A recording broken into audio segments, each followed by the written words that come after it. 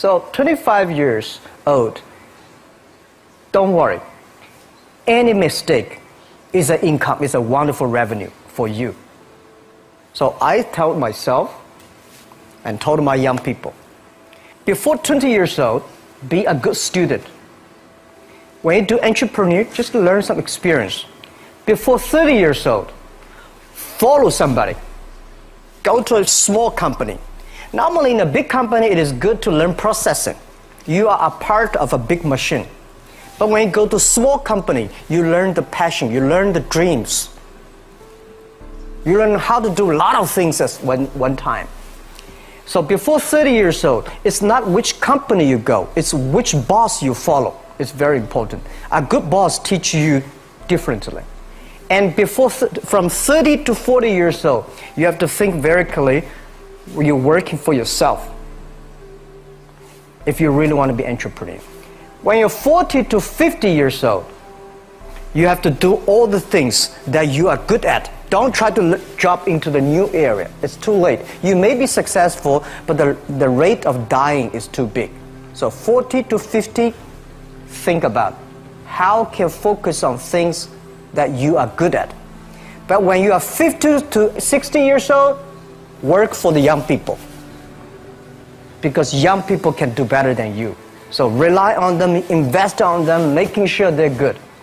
So when you are over 60 years old, spend time for yourself.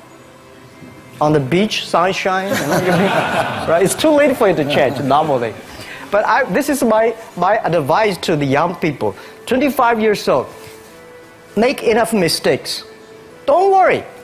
You fall, you stand up. You fall, you stand up. Enjoy it. I mean, 25 years old, enjoy the show, enjoy the show. I did not have a rich father. Tried 3 times for university. All failed. I applied for Harvard for 10 times. All failed. They don't even want to see me.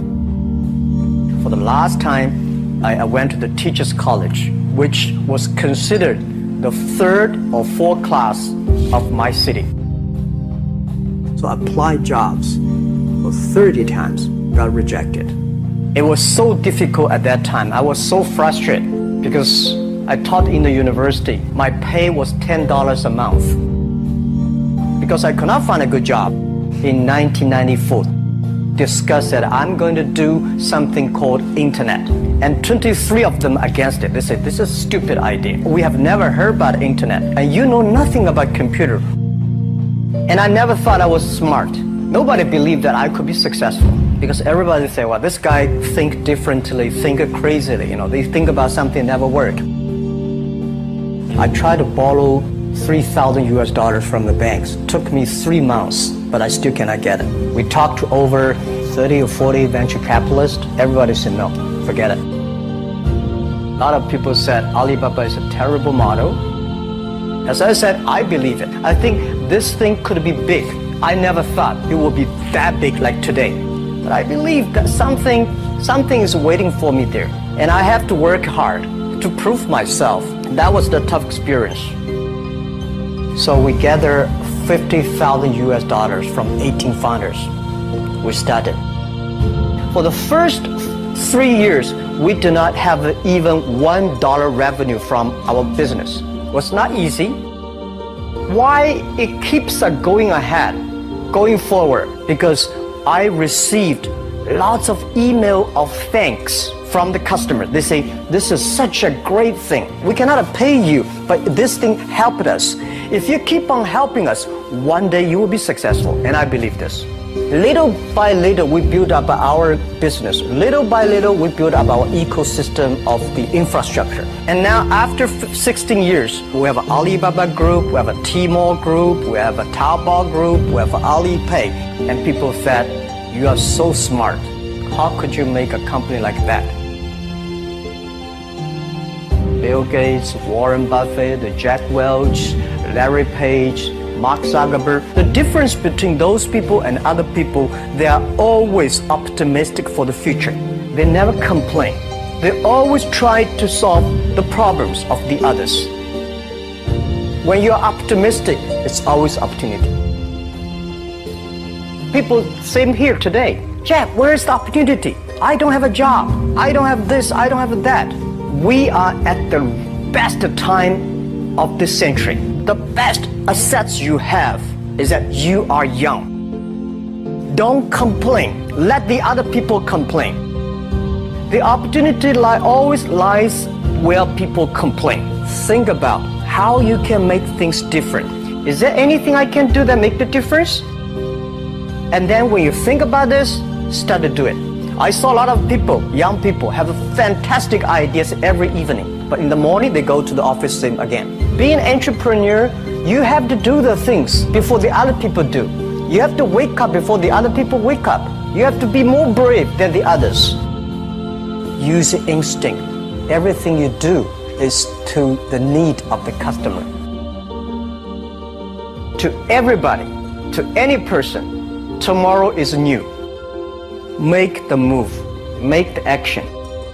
Whether investors believe it this or not, whether your friends believe it or not, whether your parents believe it or not, that's not important. You believe it, your team believe it, and work day and night on this. That's how the things happens.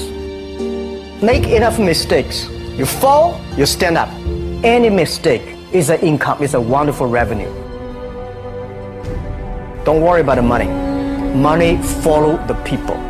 People should follow the dreams. If you have a dream, just to go ahead. I think nobody can conquer the world. We only can serve the world. Either work for the others or work for yourself.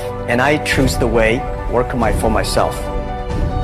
Working for myself, that means working for the society. If you really want to work for yourself, think about the others. Because only when the other people are successful, when the other people are happy, you will be successful, you will be happy. I think today people worry a lot about the world, about the economy, China, economy in the world. But I'm very optimistic. When people start to worry, that is the opportunity is. I worry about the blood testing, and she created good things. And I think great innovations, great companies always happen in the tough times. Life's like the music. You have up, you have a down, you have a long, you have a short notes. And I like your American movie. Life is like a box of chocolate. You never know what you're going to get, right? So I'm pretty optimistic. The opportunity in the future for equality is huge, because in the last century, the IT is for big companies. The globalization is for big companies. But now with the technology, we can serve those 80% of the companies that never been served. We can serve the 80% of the young people that have never been served. Technology for internet is so cheap, so easy to use. One of the reasons why we grow in China e-commerce so fast, much faster than the USA, because our infrastructure of commerce in China was too bad. When it is too bad, something happens and goes. Today we are working on the rural areas of China. I can never imagine that China, about 800 million people still live in the rural areas, are farmers. And there are about close to 200 million people. Their income is less than $1 per day. And before the internet, it's impossible for these guys to reach the PC because it's so difficult. Even people like me, I don't know how to use a PC. But now 80% of the farmers, those people using mobile phones. When I have the mobile phones, the internet, the data, things change a lot. So I'm excited about the future. People always worry. I love the young kids sitting there and talking about the dream, the hopes, because if they have the hope, we have the hope. That's what I believe. And let's just take what you do. And I've loved every description I've ever heard about how you serve people, and your story about the bamboo farmers and your wife and her friends. It was fabulous. But where's this going? What are you going to do? What are your plans to maximize the use that people in remote rural areas of China can make of their cell phones besides ordering your products?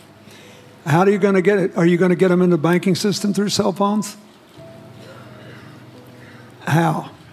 Well, we never know that we can grow so fast. In the past 5 months, we covered 4,500 villages.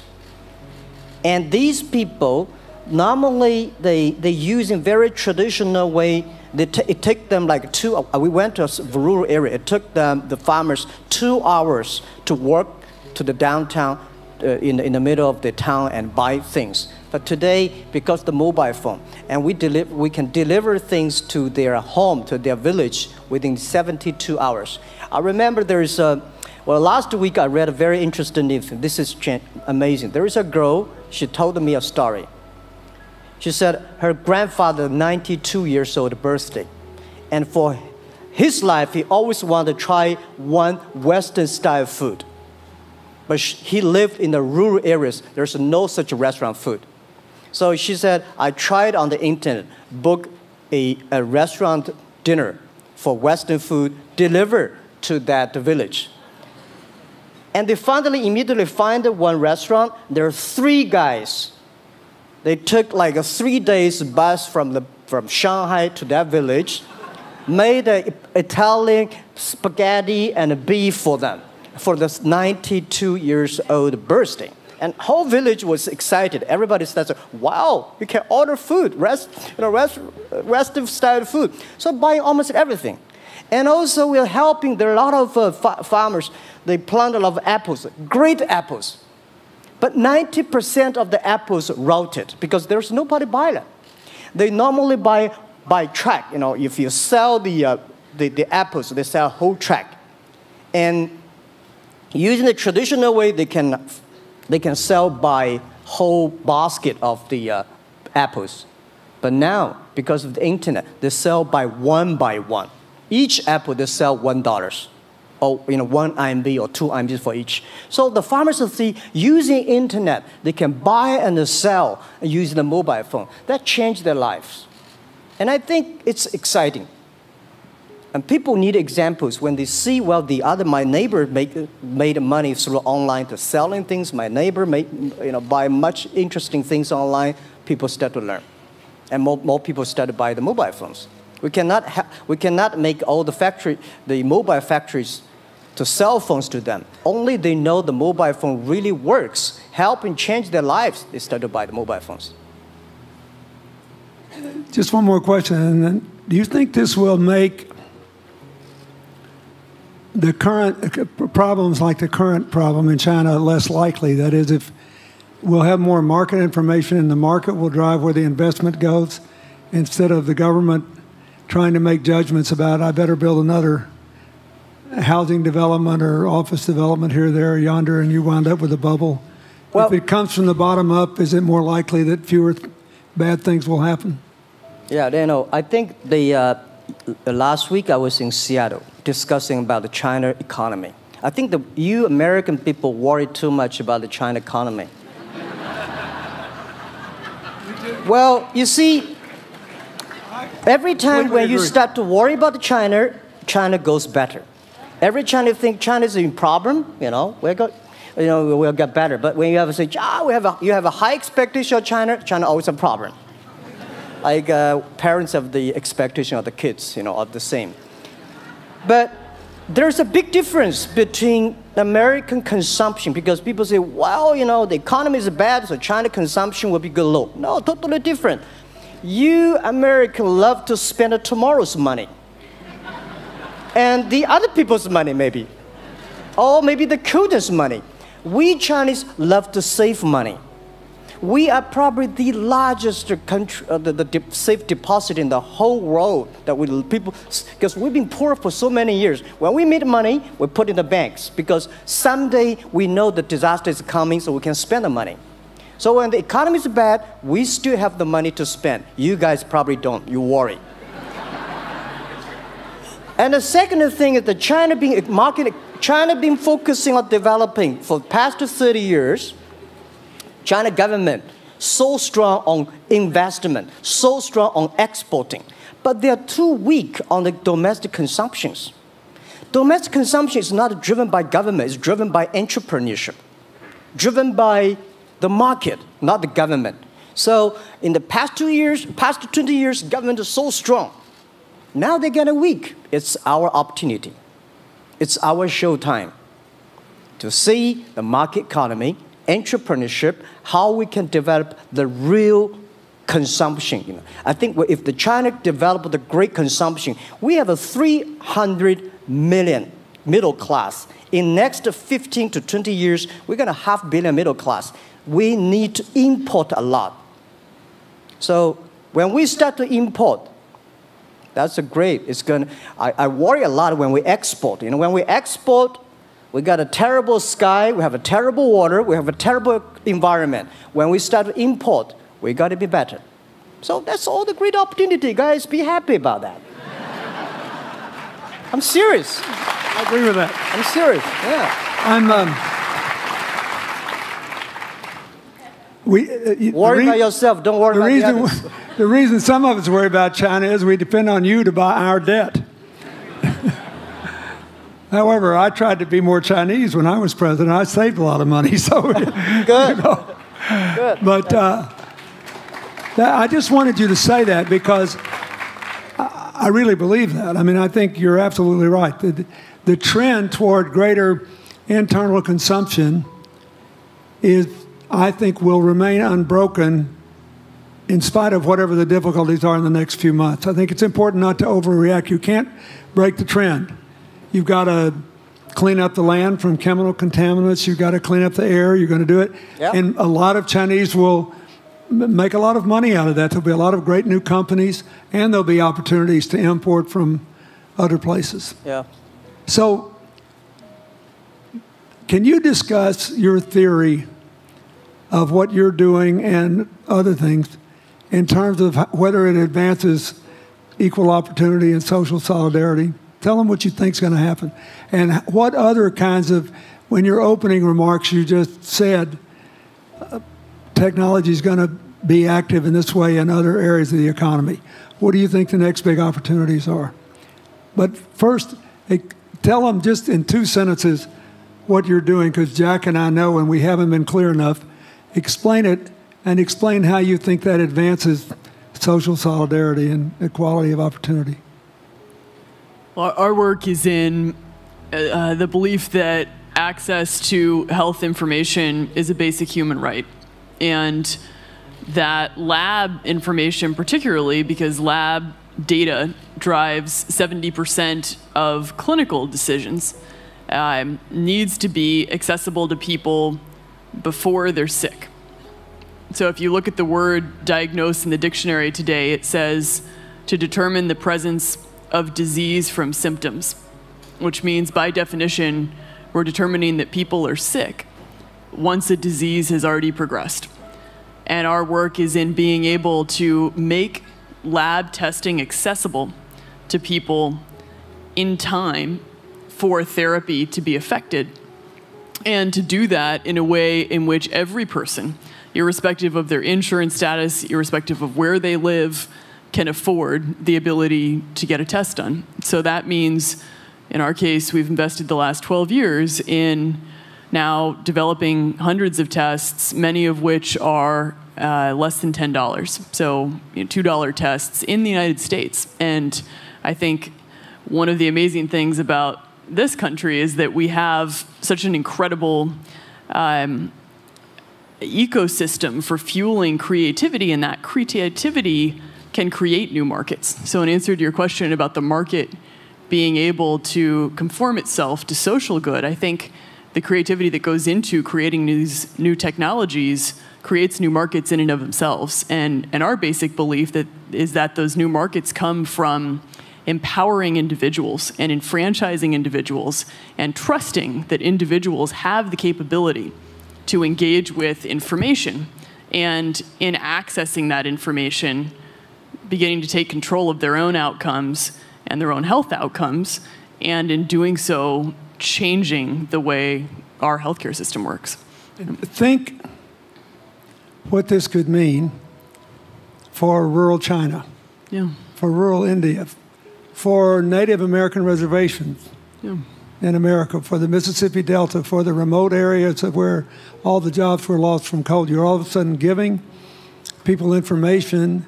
And one of the most important things I think we did in my second term as president in the healthcare front was develop this diabetes self-care program, and all of a sudden you could be, Jack's company could be delivering the means to self-care based on your test. I mean, I think that this is a very big deal. We all want to live as long and as well as we can, and Craig Venner was here. We were joking about whether we'd make it to 100, but in the meanwhile, you want to keep people healthy, and if they're sick, you want to intervene early, not late. Yeah. Well, and if you look at, I mean, the ability to engage with this information, we have a $4 trillion healthcare problem in this country. 20% of it is type 2 diabetes, which is reversible. And we have 90 million Americans who do not know they are pre-diabetic. But access to information and the ability to engage with that information is the foundation for being able to change those outcomes and cost, right?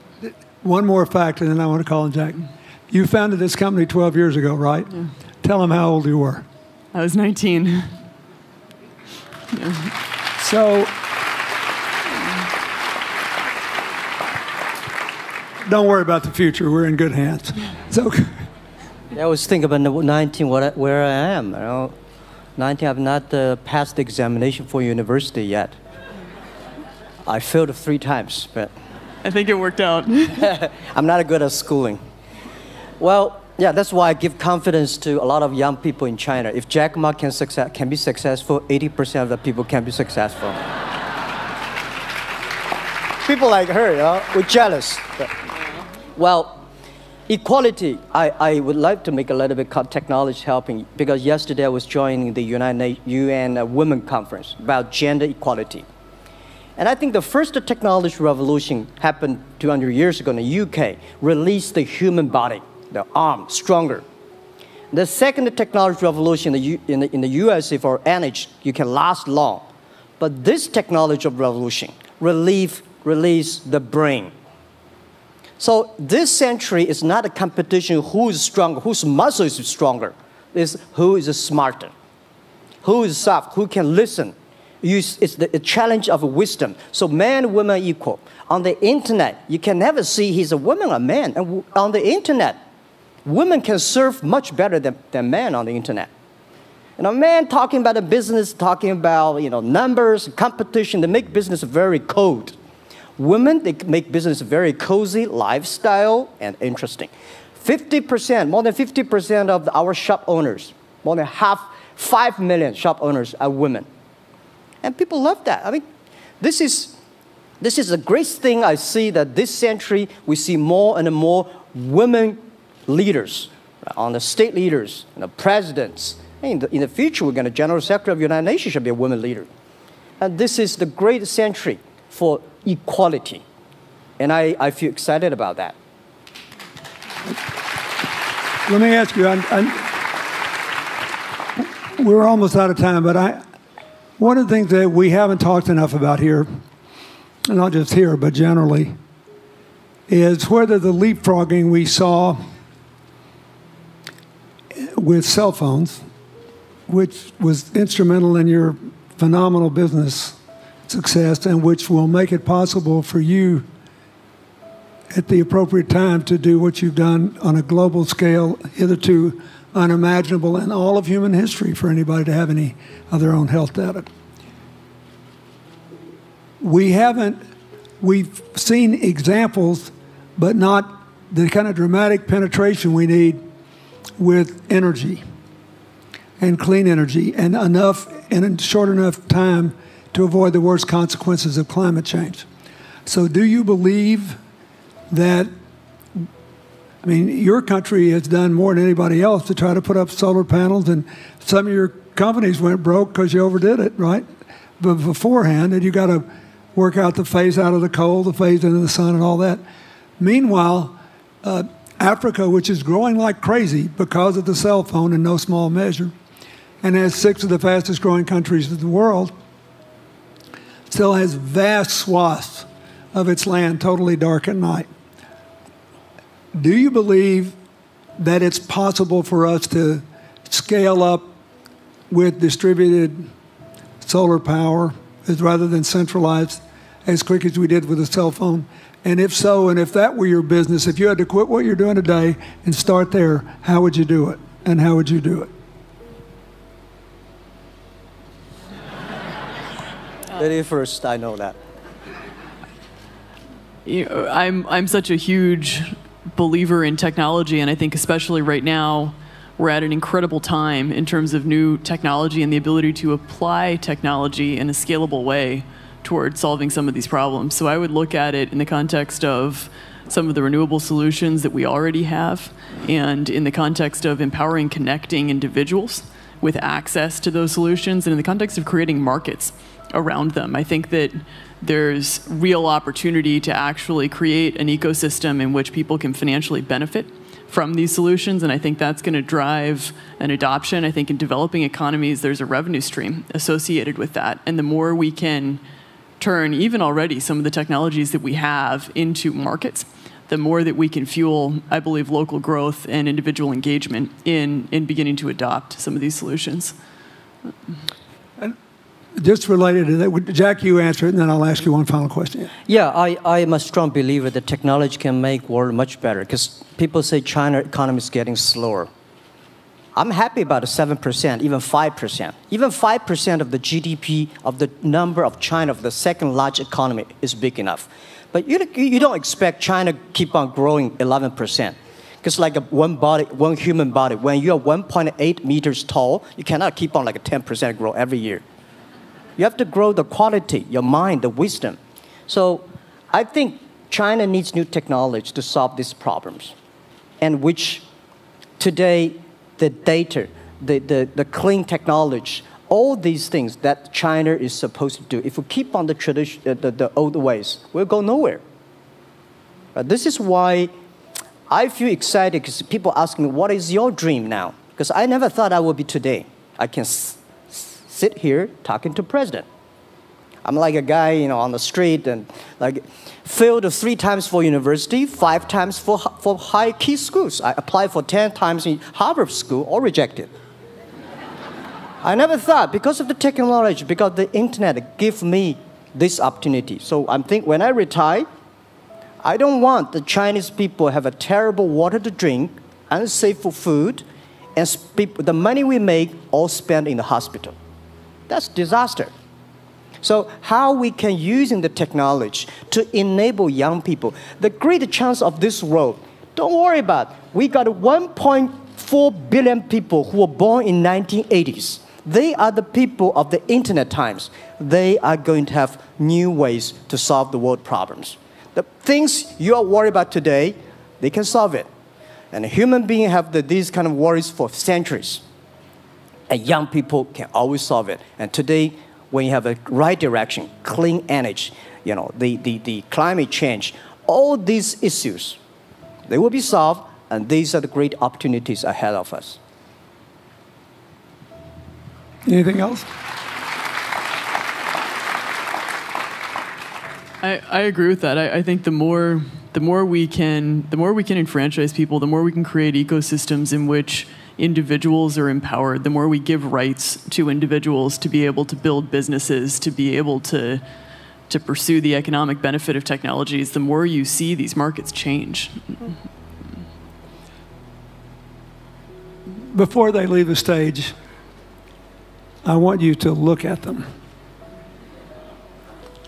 And I want you to think about the time we have had to spend here dealing with the refugee problems in Syria and Lebanon. Stand up, Elias. This is my friend Elias Bousab. He is the education minister in Lebanon. He's got to educate all these kids. And so he left a miracle that very much reflects the lives that Elizabeth and Jack have lived. He was in a very responsible position at the American University of Dubai. They started bringing American scholars over there to live in an Arabic culture. He did all these wonderful things. Lebanon got in trouble. He went home to save his country. What is the difference? How much more could he and every smart Lebanese person do if they could focus on these things? And why can he not? because the place is dominated by people who think their differences are more important than their common humanity and their common challenges. You cannot imagine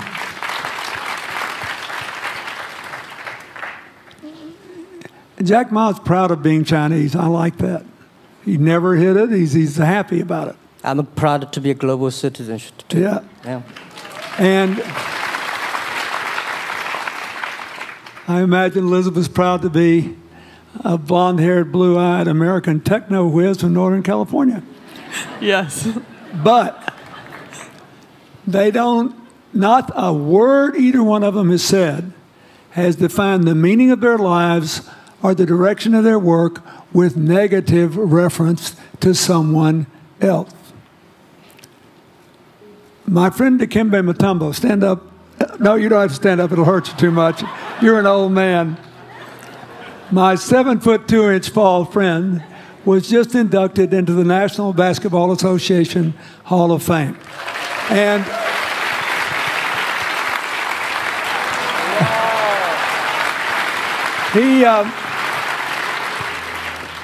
my family, my whole family loves him. And I have seen how much he has given back to his native country, Congo, which has been so troubled. I've known him a long time. We both went to Georgetown University. I did before he was born, I think. I've never heard him say a resentful thing about anybody. I have seen him give and give and give and try to give the people in his native land opportunities. Why am I telling you this? He's had a good life because he never defined his life with negative reference to anybody else. He never begrudged anybody else's success, and he thought he had an obligation to help other people. I'm telling you, we are back in a time of collective global insecurity where the main struggle is the oldest one in human history, just in modern techno realities.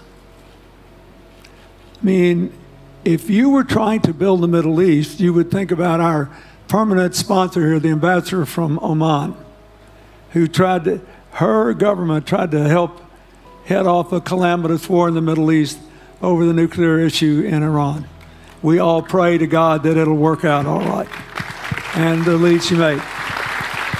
You look around all these places, wherever people are putting aside their differences and working together, good things are happening. We cannot achieve economic or social equality without living in the factual realities of the world we face, looking at the obstacles, looking at the opportunities, making the best decisions. And those of us who even feel good about ourselves because we think we spend a lot of time giving, our whole goal should be to work ourselves out of a job. One of the things that Bill and Tanny Austin are sitting there with Starkey, they started giving away hearing aids, and then they decided, well, we better teach these young people how to speak. If they get the gift of hearing, they'll have to learn that. So they got into the education business. Sonny Varkey got into the education business and decided somebody ought to do something really dramatic to remind people that the only people that really matter are the teachers. So he gave the first Global Teacher of the Year award last year, and an international panel gave the prize to a teacher from Maine who promptly gave the entire $1 million to her school. The woman never made any money in her life. She gave all the money away immediately. The future is going to be forged by people who think of how to use the modern tools that we are given, as Elizabeth and Jack have, to create opportunity through empowerment. And it will not be a straight line. It's too many moving parts.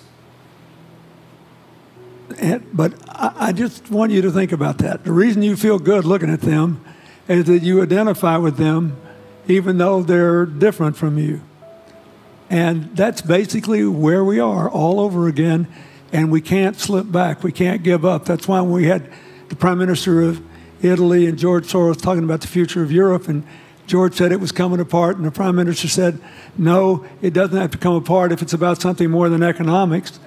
I thought it doesn't have to come apart if you will it not to. And you put yourself on the line for it. There are no guaranteed outcomes today, but you can guarantee that the trend is right. So go ahead, you were going to say something, weren't you?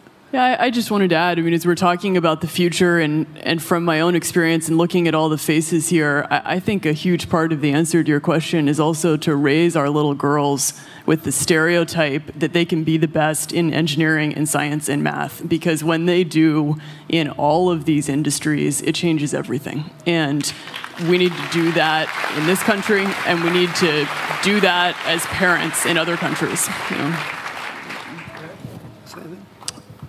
Yeah, I was thinking about if what you say. I think about when you talk about problems, you normally it's like a politician. When you talk about opportunities that the business people, I was thinking about how we can using all the problems that change the problem become the opportunity. And I don't know. I just feel excited when people talk about problems. I think think about if you can solve one of them, that's the chance. And today, nobody live in this century has so many opportunities and so many tools they can use to change other people's life. And I think in the last century, which I call the IT time, this century is called the DT time, data technology. IT is to empower yourself, make yourself strong. DT is to empower the others. When you empower the others, you empower your future, yourself. So when I listen to you talk, I agree, and I think that's why we were born in this century. That's why how we can use the internet to help more people. Let's give them a hand. Thank you.